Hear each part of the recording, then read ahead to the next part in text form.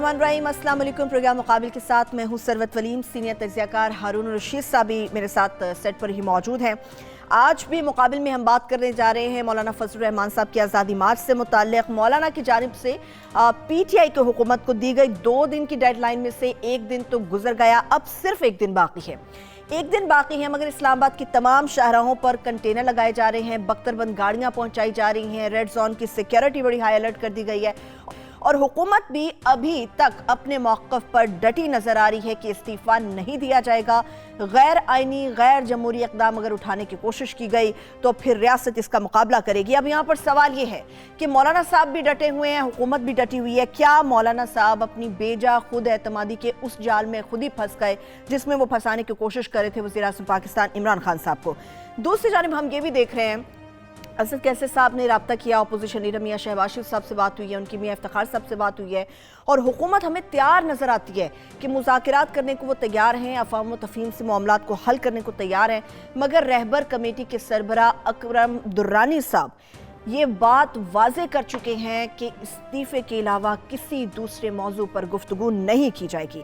अब बड़ी important discussion हो सकती है, बड़ा इंपॉर्टेंट नुक्ता है कि इस्तीफ़ा लेने के लिए ये लोग निकले थे, मगर इज्तिमाई इस्तीफ़ों पर क्यों उतर आए हैं और क्या दीगर अपोजिशन की जमातें भी इसमें JUIF का साथ देंगी, ये बड़ा इंपॉर्टेंट है।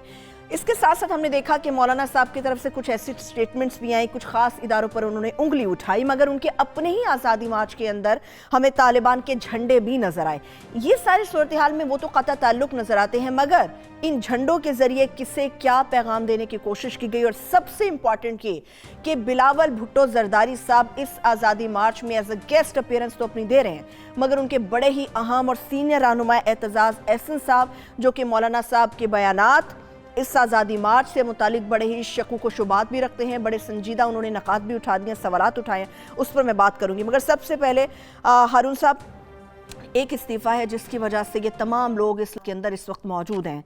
मान लिया कि कहा जा रहा है कि जी अवाम चाहती है वज़ीर-ए-आज़म अपना इस्तीफ़ा दे दें, अवाम तंग होगी महंगाई से, अवाम टैक्सों से बड़ी तंग है, अवाम को कुचल के रख दिया इस हुकूमत ने।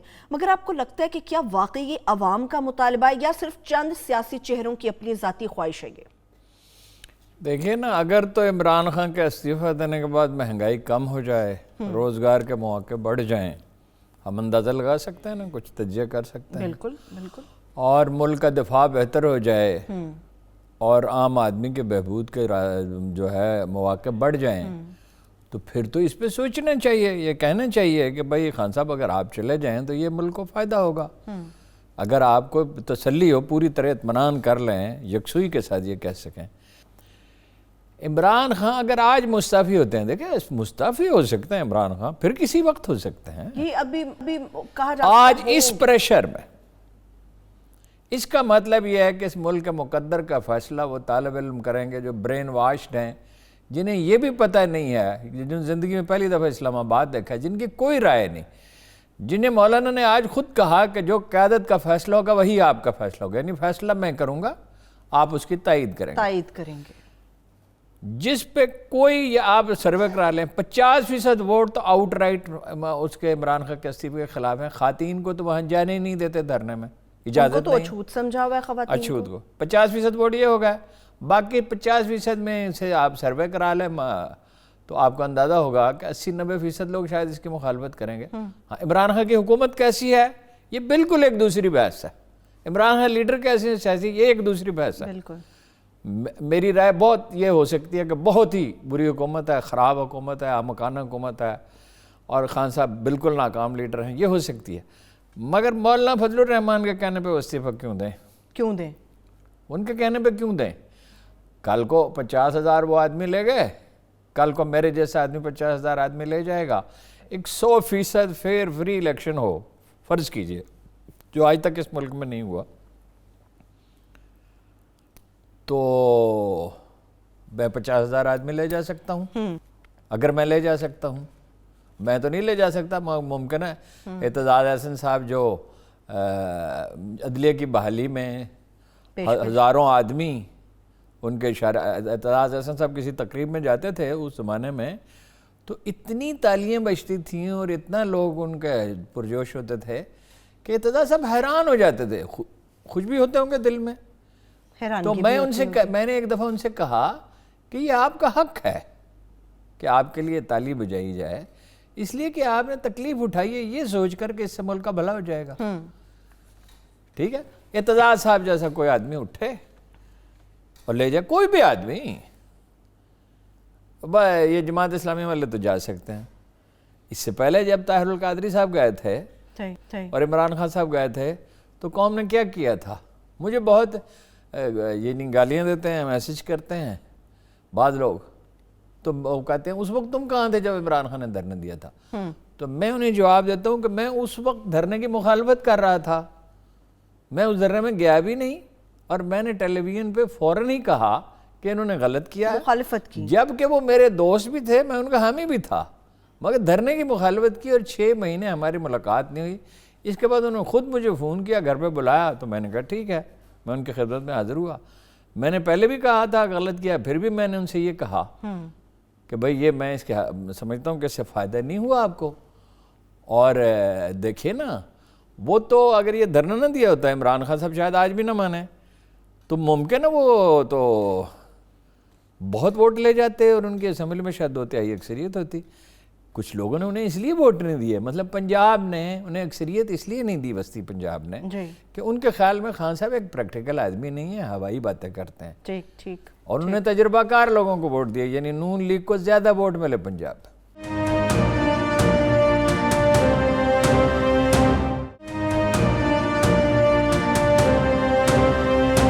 اعتزاز صاحب جن کے حوالے سے جب بھی بات کی جاتی ہے یقینی طور پہ ان کا قد بہت بڑا ہے، اور کچھ اسی قسم کی رائے وہ مولانا صاحب کے اس آزادی مارچ سے متعلق بھی رکھتے ہیں. وہ میں آپ کے ساتھ کلپ شیئر کروں گی، مگر اس سے پہلے 92 نیوز کا ہی شو ہے، یہاں کا ہمارا پروگرام ہے نائٹ ایڈیشن. اس میں چند روز پہلے اعتزاز احسن صاحب نے کیا گفتگو کی تھی مولانا صاحب کی اس تحریک سے ریلیٹڈ، وہ پہلے آپ کو سناتے ہیں، واپس آ کے پھر میں آپ کو سیکنڈ کلپ بھی اس کا دکھا دوں گی. ہم جمہوریت کی پامالی میں کبھی خوش نہیں ہو سکتے. ہمارے ساتھ یہ کئی مرتبہ ہو چکا ہے. پی این اے کی موومنٹ جو تھی، آپ وہ سوچیں، پاکستان پیپلز پارٹی کو اس کا اندیشہ ہے کہ یہ کہیں مذہبی موومنٹ ایک پی این اے والی موومنٹ نہ چل جائے. 1977 والی، 77 جب مولانا کے والد تھے، جب والد تھے، اور ہم نے اس کا بڑا نقصان اٹھایا. ہمارے تو شہید ذوالفقار علی بھٹو کی شہادت وہاں نعرے نظام مصطفیٰ کے لگاتے رہے. اچھا، اعتزاز احسن صاحب کی جو رائے ہے وہ تو آپ نے سن لی، مگر اس کے ساتھ ساتھ انہوں نے وزیر اعظم پاکستان عمران خان صاحب کی گرفتاری، جو کہ کہا گیا کہ جی مولانا فضل الرحمان صاحب نے کہا کہ جی لشکر کا دباؤ ہوگا، اس کے ذریعے سے گرفتاری ہو سکتی ہے اور حکومت بھی ہم گرا سکتے ہیں، استعفیٰ بھی ہم لے سکتے ہیں، اس پر اعتزاز احسن صاحب کیا رائے رکھتے ہیں؟ اور ان صاحب بڑی امپورٹنٹ گفتگو اعتزاز احسن صاحب نے کی ہے، اس میں 2 بڑے اہم نقطے انہوں نے اٹھائے. ایک تو فیصلوں سے متعلق جو آپ نے کی کہ مولانا نے کہا فیصلہ میں کروں گا، اس کی تائید آپ لوگ کریں گے، تو فیصلے سب مولانا کریں گے تو رہبر کمیٹی کیا کرے گی؟ رہبر کمیٹی کچھ نہیں کرے گی. رہبر کمیٹی نے پہلے بھی حالات کو نہیں ادراک نہیں کیا، بہت سے لوگوں نے نہیں کیا اور خوش ہوتے رہے. خوش اس بات پہ ہوتے رہے، اخبار میں بھی وہ لوگ شامل ہیں کہ جذبہ انتقام کی تسکین ہو جائے. عمران خان صاحب ہٹ جائیں، جذبہ انتقام کی تسکین ہو جائے. جو آدمی انتقام لینا چاہتا ہے وہ زندگی بسر نہیں کرتا، وہ زیادہ سے زیادہ یہ کر سکتا ہے کہ انتقام لے لے، مطلب اپنے مخالفوں کو مار ڈالے پھر خود بھی پھانسی چڑھ جائے. دیکھیں جو قرآن کریم کیا کہتا ہے، کس بنیاد پہ ہم کہتے ہیں فلاں بات درست ہے، کہ جو قرآن میں لکھا ہے وہ صحیح ہے، اس پہ کسی کو اختلاف نہیں، مسلمان کو کسی کو نہیں. جو ہلاک ہوا وہ دلیل سے ہلاک ہو، یعنی تب ہلاک سے مراد تباہی ہے. جو تباہ ہوا وہ دلیل سے تباہ ہوا، جو زندہ رہا وہ دلیل سے زندہ رہا. بھئی دلیل دیں نا، لاٹھی سے منوانا چاہتے ہیں آپ بات، اور کل کو وہ بالکل یہ اسی طرح جیسے طالبان نے قبضہ کر لیا تھا افغانستان پہ اور اپنے مخالفوں کے لیے جین دوبر کر دیا تھا، اور جو بھکاری خواتین تھیں کابل میں ان پہ لاٹھیاں برساتے تھے. ایک عورت کے پاس کھانے کے لیے نہیں ہے، یا تو کوئی اسے کھانے کے لیے دے دے، ورنہ اسے بھیک مانگنے سے کیسے روکا جا سکتا، کیونکہ اسے زندہ تو بہرحال رہنا ہے. تو یہ اس طریقے سے لاہور میں اسلامی جمعیت طلبہ نے عمران خان کا ساتھ کیا تھا، کراچی یونیورسٹی میں یہی کیا تھا، اور اس سے الطاف حسین پیدا ہوتے ہیں. جہاں بھی تشدد ہوتا ہے کہ نتیجے میں جہاں عدل نہیں ہوتا وہاں غیبت ہوتی ہے، شکایت پیدا ہوتی ہے، شکایت کا ازالہ نہ کیا جائے غیبت ہوتی ہے، غیبت پیدا ہو جاتی غیبت کے مرحلے پر بھی اسے نہ روک دیا جائے تو فتنہ پیدا ہوتا ہے، جتھے بن جاتے ہیں، بغض و عناد ہو جاتا ہے۔ اور قرآن کریم یہ کہتا ہے کہ الفتنۃ اشد من القتل، فتنہ قتل سے بھی بڑا گناہ ہے، اور یہ کہتا ہے کہ فتنے کو روکنے کے لیے جھوٹ بولنا پڑے تو بول دیا جائے وہ جائز۔ فتنہ، اللہ کی مخلوق مر جائے گی، معاملہ عدالت میں چلا گیا ہے، اور عدالت جو فیصلہ کرے، کیونکہ عدالت تو دلیل پہ فیصلہ کرے گی، مثلا عدالت یہی فیصلہ کر دے جی کہ الیکشن کرا دیں 2 سال کے بعد، یا ایک کمیٹی بنا دے وہ کہ 6 مہینے میں ہم اس پہ فیصلہ دیں گے، یا 6 دن میں دیں گے فیصلہ، کوئی تو راستہ ہو نا۔ اور بات کیوں نہیں کر رہے؟ استعفیٰ لے کے استعفیٰ لینے آئے وہ نہیں، بات کریں نا، اور قوم سے بھی بات کریں۔ یہ تو ایک پارٹی جس نے کبھی 3% سے زیادہ ووٹ نہیں لیے، کبھی 3% سے زیادہ ووٹ نہیں لیے، یہ تو اس کا مطالبہ ہے، اور اس مطالبے میں اس میں پیسے ہیں نواز شریف صاحب کے ہیں، البتہ یہ آپ بڑی خبر دے رہے ہیں، نواز شریف صاحب کے پیسے لگے ہوئے اس میں، پیسے ہیں ہی نواز شریف صاحب کے۔ تو پھر یعنی کہ وہ اس چند نواز شریف صاحب کو کس نے دیے یہ نہیں مجھے پتا، ہوئے، یہ نہیں معلوم کہ نواز شریف صاحب کو کس نے دیے، مجھے کیا مگر پتا وہاں ہے سے یہاں پر آ رہا پیسے انڈیا سے ہیں، امریکہ سے ہیں، جاپان سے، چین سے، کہاں سے، ہمیں کیا پتا، لیکن وہاں سے یہاں پر ٹرانسفر ہو رہے ہیں وہ۔ انہوں تو نے یہ خدشہ کتنا سچ آپ کو ثابت ہوتا ہوا نظر آ رہا ہے ہانون صاحب، جو وہ اعتزاز صاحب کہہ رہے ہیں کہ یہ ڈر ہے، اندیشہ ہے کہ یہ مذہبی تحریک نہ بن جائے، اس کے کتنے اعتزاز چانسز حسن صاحب صرف مذہبی نہیں کہہ رہے، دراصل آپ اس پہ گہرائی میں غور کریں تو وہ کہہ رہے ہیں طالبان جیسی حکومت ہو جائے گی، اچھا طالبان جیسی حکومت ہو جائے گی، طالبان کے جھنڈے بھی نظر مذہبی آئے۔ تحریک تو اور بھی معنی ہوتے ہیں نا، مذہبی تحریک کے معنی تو یہ بھی ہیں کہ کوئی آدمی کہے کہ اللہ کے رسول نے کہا کہ خیانت نہ کرو، جھوٹ نہ بولو جو مجھ سے محبت کرتا ہے، یہ بھی ایک مذہبی اخلاقی اصول تو مذہب نے دیے، کسی سیکولر تھنکر نے کبھی کوئی اخلاقی اصول تو نہیں دیا، وہ یہ کہہ رہے ہیں طالبان جیسی، اور مثال ان دی 77 کی، 77 میں اگر الیکشن پی این اے جیت جاتی تو یہ ممکن تھا کہ مفتی محمود صاحب وزیر اعظم بن جاتے، وزیر اعلیٰ وہ رہے تھے اور کامیاب وزیر اعلیٰ تھے، وہ تو خود ہی مستعفی ہوئے تھے، پھر اس کے بعد الیکشن نہیں ہونے تھے کوئی دوسرے، وہ آخری الیکشن ہوتا، کیونکہ طالبان الیکشن کو نہیں مانتے، ملکوں کی سرحدوں کو نہیں مانتے۔ ملا عمری یہ کہتے تھے میں سرحدوں کو نہیں مانتا، حالانکہ قرآن میں لکھا ہے کہ وعدہ پورا کرو، 2 قوموں کا وعدہ ہے، جو سرحد ہے وہ 2 قوموں کا وعدہ ہے، صحیح وہ کہتا میں نہیں مانتا۔ اب آپ اس کا کیا کریں گے؟ ہمیں تو وہ اسلامی حکومت چاہیے جس میں امیر المومنین سیدنا علی کرم اللہ وجہہ کے خلاف جج فیصلہ دے، حالانکہ وہ جانتا ہو کہ نہ تو سب جانتے ہیں، نہ وہ جھوٹ بولتے تھے، نہ ان کے غلام نے جھوٹ بولا تھا، نہ ان کے بیٹے حسن نے جھوٹ بولا، کبھی بھی نہیں بولا، اس دن کو تو چھوڑ دیں۔ وہ زرہ انہوں نے کہا کہ گواہی نہیں ہے آپ کے پاس، زرہ یہودی کی ہے، اس سے کتنا خیر پیدا ہوا کہ وہ مسلمان ہی ہو گیا، اس نے کہا یہ اس سے اچھے کون لوگ ہو سکتے ہیں۔ یہ سلسلہ اسپین تک باقی رہا کسی نہ کسی حد تک، کہ مسلمان نے قاضی سعید نے کہا تھا اس کے پوتے سے، عبد الرحمن الداخل کے پوتے سے، جب اس نے سونے کا گنبد بنایا کہ بادشاہ تجھ پہ شیطان سوار ہے۔ یہ ایسے جج ہوتے تھے۔ یہ اسلام کے خیر و برکت ہے، یہ خیر و برکت رحمان اور رحیم کے، یہ اس کے سچے پیغمبر کی وجہ سے جسے ہم رحمت اللہ العالمین کہتے ہیں۔ مذہب میں خرابی نہیں ہے، ہو ہی نہیں سکتی، اللہ کے بتائے ہوئے راستے میں کیا خرابی؟ خرابی میری تعبیر میں ہے۔ اور خرابی کیا ہے؟ جناب رسالت میں آپ سے پوچھا گیا بدترین لوگ کون ہیں؟ آپ نے فرمایا اللہ ان پر رحم کرے۔ پھر پوچھا گیا کہ وہ کون ہیں؟ فرمایا جو دنیا کے لیے دین کو بیچ دیں، دنیا کے لیے دین کو بیچ دیں، وہ سب سے برے قرآن مجید پتہ کیا کہتا ہے؟ اسفل السافلین، جانوروں سے بدتر۔ یہ جو آپ نے بات کی ہے نا، بڑی زور والی بات کی ہے، اور جس میں بڑا دباؤ ہے، بڑا وزن ہے اس بات کے اندر کہ جو دین جو ہے نا اپنا صرف دنیا کے لیے چھوڑ دیا. ابھی مجھے بریک کی طرف اقتدار بڑھنا ہے. چاہیے نا. ہاں اقتدار چاہیے, ابھی بھی اقتدار کی جنگ ہی ہمیں نظر آ رہی ہے. مجھے ایک چھوٹی سی بریک کی طرف بڑھنا ہے, جب بریک سے واپس آئیں گے تو بات کریں گے یہ جو اقتدار کی جنگ ہے کتنی بیجا خود اعتمادی ہے, جس کے اندر اب سمجھ نہیں آ رہی نہ آگے جانے کا راستہ ہے نہ پیچھے مڑنے کے لیے کشتیاں باقی چھوڑی ہیں. اور اس کے ساتھ ساتھ اگر حکومت مذاکرات کرنا چاہتی ہے تو پھر ایسا کیا معاملہ ہے کہ مولانا صاحب جو ہیں استعفے کے اوپر ہی ڈٹے ہوئے. ایک چھوٹی سی break, stay with us.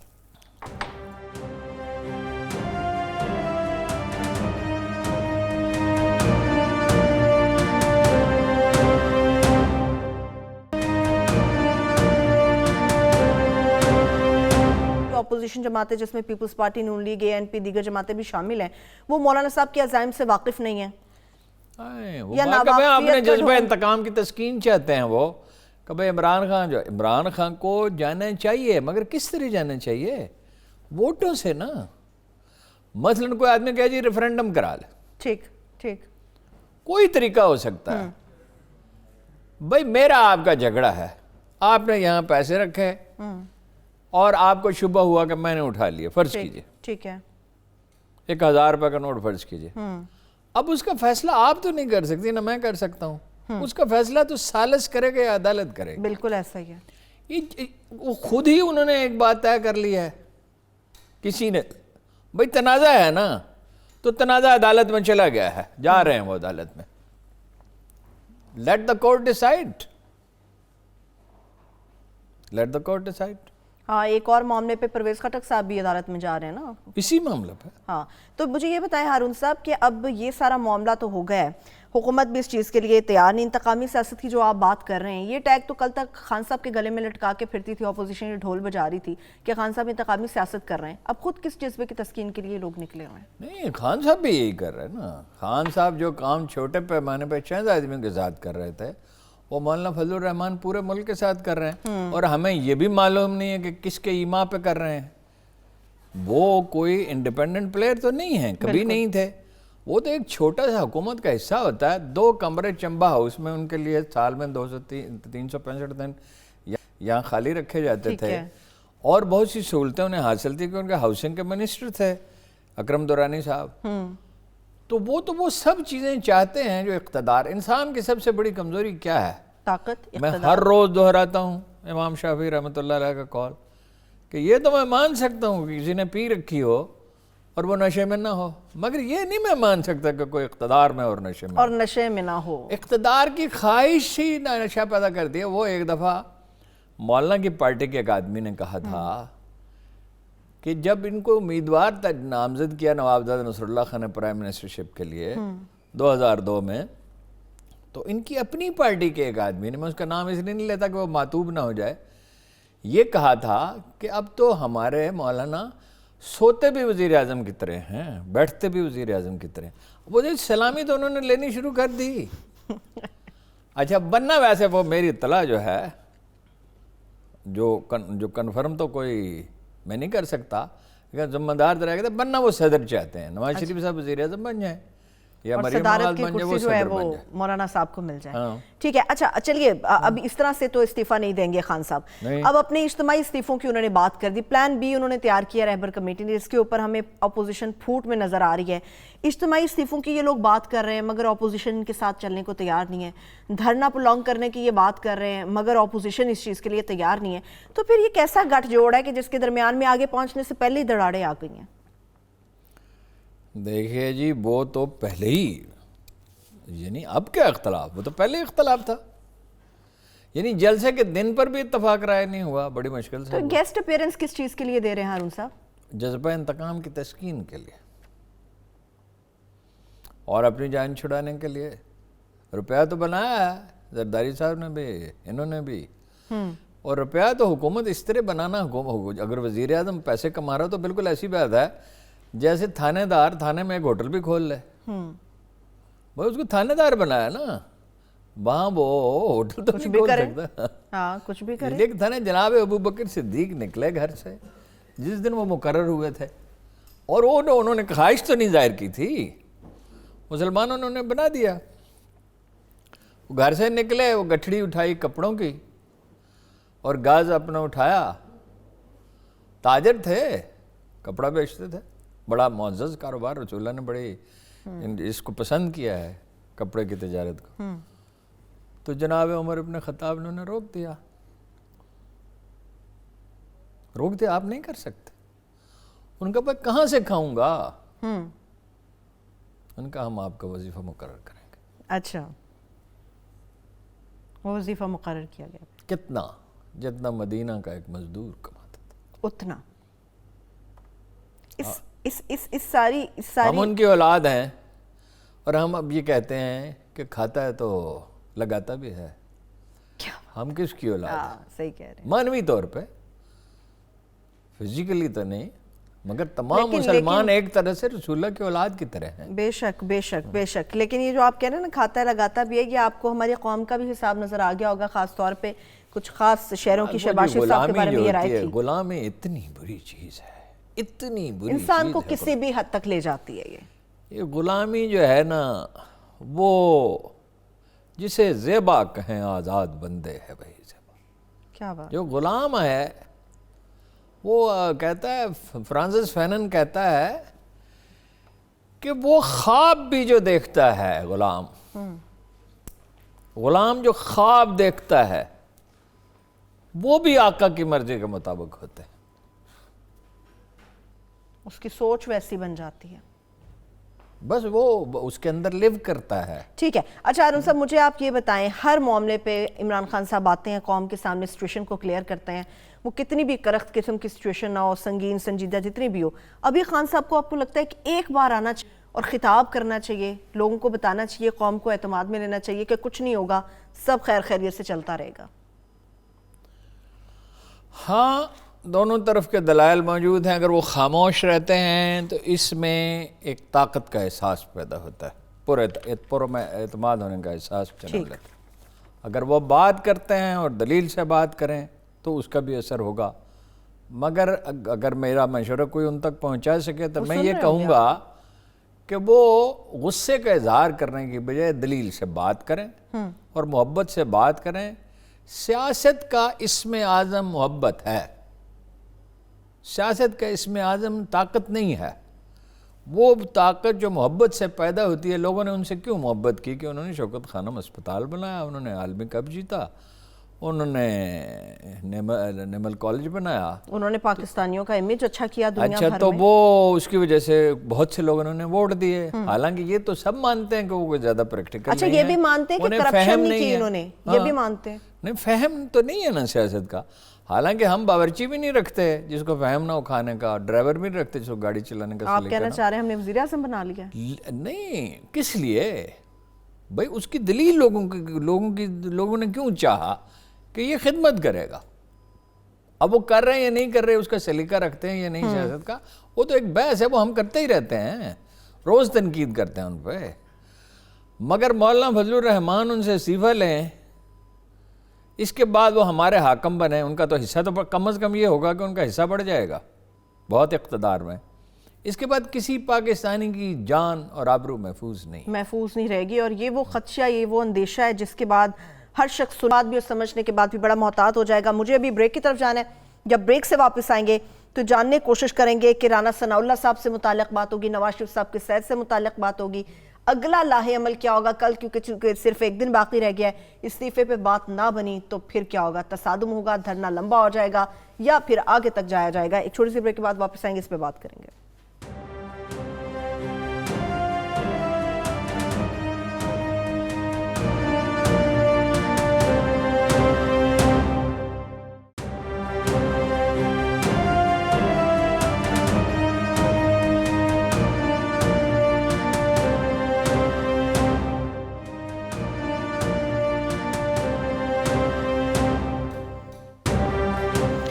Welcome back. مولانا فضل الرحمان صاحب کے آزادی مارچ سے متعلق بات چل رہی ہے.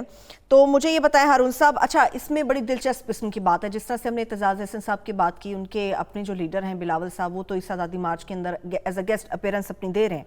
مگر اس کے ساتھ ساتھ ہم دیکھ رہے ہیں کہ شہباز شریف صاحب بھی دے رہے ہیں. رانا ثناء اللہ صاحب نے بڑی زبردست قسم کی سٹیٹمنٹ دی ہے. انہوں نے کہا ہے کہ جتنے بھی محب وطن ہیں, جتنے بھی نون لیگ کے کارکن ہیں, وہ سب جا کے اس آزادی مارچ میں شامل ہو جائیں. یہاں پر تو ہمیں دونوں جگہوں پر اختلاف نظر آ رہا ہے, قیادت میں بھی اختلاف نظر آ رہا ہے, لیڈروں میں بھی اختلاف ہے, رہنماؤں میں بھی رانا صاحب اختلاف یہ ہے. نہیں کہہ رہے. رانا صاحب دراصل یہ کہہ رہے ہیں کہ وہ شامل ہو جائیں تاکہ میں رہا ہو سکوں. اپنی رہائی کے لیے لوگوں کو آگے بھیج رہے ہیں. آدمی کی غرض دیکھنی ہوتی ہے نا, وہ چاہتا کیا ہے, دراصل وہ کیا چاہتا ہے. دراصل وہ رہائی چاہتے ہیں, اور ظاہر ہے قیدی رہائی چاہتا ہے. صحیح ہے. آج تو طلال چودھری صاحب بھی کافی گرج کرتے ہوئے ہمیں نظر آئے, کافی گرج رہے تھے, بڑے ٹائم کے بعد وہ بھی سامنے آئے ہیں. وہ بھی رہائی چاہتے ہیں. وہ کس چیز سے رہائی چاہتے ہیں؟ یہ جو غربت ہے, اقتدار سے محرومی تو بڑی غربت, اس سے بڑی تو کوئی غربت نہیں کہ اقتدار اور وہ چھین لیا جائے. اس سے بڑا افلاس اور کیا ہوتا ہے. ایک دن کا آدمی بادشاہ تھا, دوسرے دن وہ سائل بن جاتا ہے. دیکھیں اس ملک میں شہری تو سائل ہی ہے نا بیچارہ. پٹواری کے پاس, پولیس والے کے پاس جہاں جاتا ہے, ایک انگشت پٹوار نے کاٹ لی, دوسری مالیے کے بہانے سے سرکار نے کاٹ لی. تو وہ حکومت میں ہونا, وہ ہمارے زیڈ سلیری صاحب بہت بڑے جرنلسٹ تھے, قائد اعظم انہیں پسند کرتے تھے, باقی تو چھوڑ ہی دیجئے. تو وہ اور ان کے بڑے اعزازات ہیں. قادیانیت سے توبہ کی انہوں نے, مسلمان ہوئے, اور لکھتے تو وہ ایسا تھے, میں اس کا ترجمہ کیا کرتا, کچھ عرصہ میں نے اس کا ترجمہ کیا, تو بڑا مشکل تھا اس کا ترجمہ کرنا. تو ان سے ہمارے ایک مرحوم دوست مختار حسن نے کہا, دونوں اب اللہ کے پاس اللہ ان کی مغفرت کرے, کہ جب آپ ایک اٹیچی کیس لے کر آتے ہیں اسلام آباد اور ایک اٹیچی کیس لے کے پھر واپس چلے جاتے ہیں, تو آپ وزیر بنتے کیوں ہیں؟ تو انہوں نے کہا, مختار حسن صاحب آپ کو کیا معلوم کہ اقتدار کا نشہ ہوتا کیا ہے. یہ اقتدار کا نشہ. اور طلال چودھری جب اقتدار کا نشہ میں ہو تو آپ تصور کر سکتے ہیں کہ اس کا خمار کتنا زیادہ کتنا ہوگا. چلیے, یہ تو ساری وہ رہائی چاہتے ہیں, کوئی غربت سے اپنی رہائی چاہتا ہے, کوئی کسی معاملے میں. نواز شریف صاحب کس چیز سے رہائی چاہ رہے ہیں؟ نواز شریف صاحب جس چیز سے رہائی چاہتے ہیں وہ میں سخت الفاظ استعمال نہیں کرنا چاہتا. دیکھیے, تمام انسان دوسروں پر غلبہ کیوں چاہتے ہیں؟ تمام چاہتے ہیں, ہر آدمی چاہتا ہے. باپ اپنی اولاد, حالانکہ اولاد ویسے ہی بات مانتی ہے, پھر بھی ان پہ روپ ڈالتا ہے بعض کا غیر ضروری طور پہ. بیوی آپ کی بات ویسی خدمت کر رہی ہے, کھانا گرم کر کے دے رہی ہے, آپ کو پکا رہی ہے, سال میں 365 دن کام کرتی ہے, پھر بھی اس پہ روپ ڈالتے ہیں. ہم سب اس حماقت کا ارتکاب کیوں کرتے ہیں؟ بہت سارے لوگ. اس لیے کہ یہ ہماری جبلت میں ہے, غلبے کی خواہش. سویرے میں نے کچھ دیر اس حدیث پر غور کیا کہ کلکم رائن و کلکم مسئول, تم میں سے ہر شخص حاکم ہے اور ہر شخص کو جواب دینا پڑے گا. کیونکہ اللہ یہ کہتا ہے, جس دن میں نے نفس کو پیدا کیا, یعنی انسٹنکٹس کو پیدا کیا, غصے کی, شہرت کی, فواہش کی خواہش, دولت کی, شہرت کی, بہت ساری چیزوں کی, غلبے کی خواہش, تو میں نے اپنا سب سے بڑا دشمن پیدا کر لیا. آدمی کا سب سے بڑا دشمن شیطان نہیں ہے, انسان کی جبلتیں ہیں. میں چاہتا ہوں کہ حکومت وہ فیصلہ کرے جو مجھے پسند ہے, اور جب حکومت وہ فیصلہ نہیں کرتی تو میں رات کو ٹی وی کے پروگرام میں وہ عمران خان کی کردار کشی کرتا ہوں. میں سے مراد ہے کوئی بھی مبصر. اور میں بی بی سی کے لیے کالم لکھتا ہوں, حالانکہ مجھے پتہ ہی نہیں کالم لکھنا کیا ہوتا ہے. بی بی سی نے مجھے اس لیے پیسے وہ دے رہی ہے کہ یہ MI6 چاہتی ہے کہ فلاں فلاں کو پاکستان میں بی بی سی کالم لکھوائے فلاں فلاں سے. یہ فیصلہ وہ نہیں کرتی. MI6 کا نیٹ ورک کب بنا تھا بر صغیر میں؟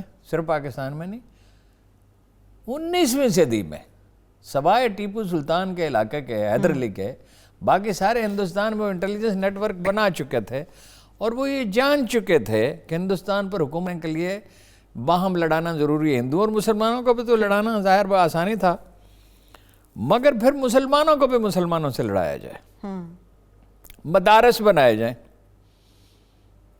کسی ایک مکتبہ فکر کے نہیں, کئی مکتبہ فکر کے, ان کو آزادی دی جائے. وہ ایک دوسرے کے خلاف نفرت پھیلائیں. اور آپ کو پتہ ہے ایسے بہت سارے لوگ ہیں, ایسے بھی لوگ ہیں جو مسلمانوں میں صلح کراتے ہیں, ایسے علماء بھی ہیں, مگر زیادہ تو وہ ہیں جو ان کے درمیان اختلافات پیدا کرتے ہیں, نفرتوں کو بڑھاتے ہیں. جو بتاتے ہیں کہ صرف تم مسلمان ہو، دوسرا جو دوسرے سارے کوئی مکتب فکر میں مسلمان وہ نہیں۔ تو ہمیں نظر بھی آ جاتا ہے۔ لیکن ہارون صاحب مجھے یہ بتائیں حکومت کی حکمت عملی کیسی ہے اس آزادی مارچ کو کنٹرول کرنے کے لیے؟ کہ وزارت داخلہ کو ویسے تو خان صاحب نے ہدایات جاری کر دی ہیں کہ کسی بھی ایسی صورتحال کے اندر مکمل تیار رہیں، مگر پھر بھی آپ کو کیا لگتا ہے کہ حکومت کی حکمت عملی کیسی ہے؟ کس طرح سے کنٹرول کیا جا رہا ہے ان کو؟ کیسے کیا جائے گا اگر خدا نخواستہ یہ آگے بڑھ جاتے ہیں؟ میرا خیال ہے اس حماقت کا شاید اب وہ ارتکاب نہیں کریں گے، لیکن اگر وہ کرتے ہیں تو میں نے وہ جگہ دیکھی ہے چین میں جا کر جہاں مظاہرین سے مذاکرات کیے گئے اور نہیں مانے تو پھر طاقت کا بے محابہ استعمال کیا گیا۔ اس طرح بہت بے رحمانہ تو یہاں کرنے کی ضرورت نہیں ہوگی۔ میرا خیال ہے آنسو گیس سے کام چل جائے گا، اور یہ اللہ نہ کرے کہ ایک جان بھی ایسے آدمی کی جائے، چاہے وہ اس کے صدمے کے نتیجے میں چاہے بعد میں ہی فوت ہو جائے ہارٹ اٹیک سے یا کسی چیز سے۔ ہر جان قیمتی ہے، ہر جان کی حرمت اللہ نے مقرر کی ہے کہ ایک آدمی کو مارنے والا ایسا ہے جیسے اس نے تمام بنی نوع انسان کو قتل کر ڈالا۔ قتل کر دیا۔ لیکن بہرحال جناب ابوبکر صدیق نے منکرین زکوٰۃ پہ تو لشکر کشی کی تھی۔ ریاست کی رٹ قائم ہونی چاہیے، ریاست مقدس ہے، اور یہ میں نہیں کہہ رہا، قائم رہنی چاہیے۔ اللہ کے رسول نے کہا ہے ریاست مقدس ہے، مفہوم ہے، یہ ان کے الفاظ نہیں ہیں۔ ریاست مقدس ہے اس لیے کہ وہ جان و مال کی حفاظت کرتی ہے۔ اچھا ریاست تو واقعی بے شک اس میں کوئی شبہ نہیں ہے کہ مقدس ہوتی ہے، مگر ہارون صاحب بار بار حکومت یہ کہتی ہے کہ ہم نے ان سے معاہدہ کیا ہوا ہے، معاہدے کی خلاف ورزی کریں گے تو پھر ریاست جو ہے یا حکومت یا متعلقہ ادارے حرکت میں آئیں گے۔ مگر خواجہ آصف صاحب کہتے ہیں کہ ایسا ہی ایک معاہدہ ہم نے بھی کیا تھا پی ٹی آئی کے ساتھ، مگر اس معاہدے کی پاسداری نہیں کی گئی تھی۔ ہو سکتا ہے یہاں پہ ہم یہی روایت دوبارہ سے دہرا جس نے بھی معاہدے کی پاسداری نہیں کی اس سے پوچھا جائے گا۔ یہ اللہ کی کتاب میں لکھا ہے، اوفوا العہد ان العہد کان مسئولا، وعدے پورے کرو، وعدوں کے بارے میں پوچھا جائے گا، اور پوچھ وہ اس دنیا میں بھی سکتا ہے۔ سزا کوئی ضروری نہیں ہے وہ دوسری دنیا میں دے۔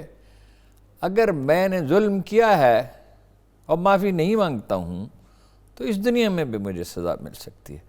یہ ہو سکتا ہے کہ مولانا اور دوسرے بولے نواز شریف کو تو سزا پہلے مل رہی ہے، زرداری صاحب کو مل رہی ہے، بہت سے لوگوں کو، اس میں خود عمران خان بھی شامل ہیں، سزا اسی دنیا میں ممکنہ مل جائے۔ صحیح ہے، ٹھیک ہے، لیکن ہارون صاحب اس میں خدشات اور بھی ہیں۔ مظاہرین جتنے بھی وہاں پر موجود ہیں آزادی مارچ کے اندر، اس کو دیکھا ہم نے، کوئی صبح اٹھتے ہیں، کوئی فیصل مسجد کی طرف چلا گیا، کوئی چڑیا گھر کی طرف چلا گیا، ہر شخص اپنی مرضی سے اسلام آباد کے اندر جتھوں کی صورت میں گھوم رہا ہے۔ اس سے خدشات اور بھی پیدا ہوتے ہیں۔ نہیں صرف یہ نہیں ہے، بہت سے لوگ تو ابھی چھپے ہوئے ہیں، انہیں چھپا کر رکھا گیا ہے۔ کن مقصد کے لیے؟ فساد کرنے کے لیے، جو فساد برپا کر سکتے ہیں۔